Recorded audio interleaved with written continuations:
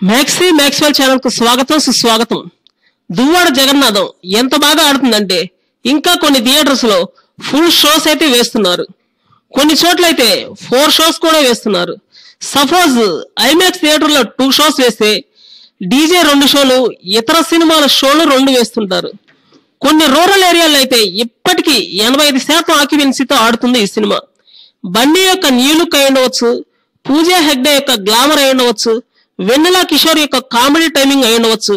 ఇలా ఏ ఒక్క కారణం కాకుండా అన్ని రకాలుగా కలిసి వచ్చి సూపర్ డూపర్ హిట్ అయింది ఈ డీజే। ఈ రోజుల్లో పరిస్థితి ఎలా ఉందంటే సినిమా హిట్ టాక్ వచ్చిందంటే యావరేజ్ టాక్ గాని వచ్చిందంటే ఆ సినిమా ఫట్టే। ఫ్లాప్ టాక్ వచ్చిందంటే 3 రోజులు కాదు కదా 3 షోలు కూడా ఎక్కువగా పడవు। మా హీరో సినిమా ఇంత తొందరగా తీసేస్తారు, ఎందుకు తీసేస్తారు అని అభిమానులు అయితే అడుగుతారు థియేటర్ యాజమాన్యాన్ని। అప్పుడు వాళ్ళేమంటారంటే సినిమాకి జనాలు రాకపోతే కరెంటు ఖర్చులు, వర్కర్లకు జీతాలు మీరిస్తారా చెప్పండి అని అంటారు। ఇంకా అభిమానులు చేసేదేమీ లేక, అలాగని వాళ్ళ యొక్క అభిమాన హీరోల యొక్క సినిమా తీసేయడం ఇష్టం లేక, అలాగని వాళ్ళ యొక్క సొంత జేబుల్లోంచి డబ్బులు కూడా తీసి ఇవ్వలేక, ఎలాగైనా సరే ఆ సినిమా ఆడించడానికైతే విపరీతంగా తాపత్రయపడి ఏదో విధంగా చేసి ఆడిస్తుంటారు।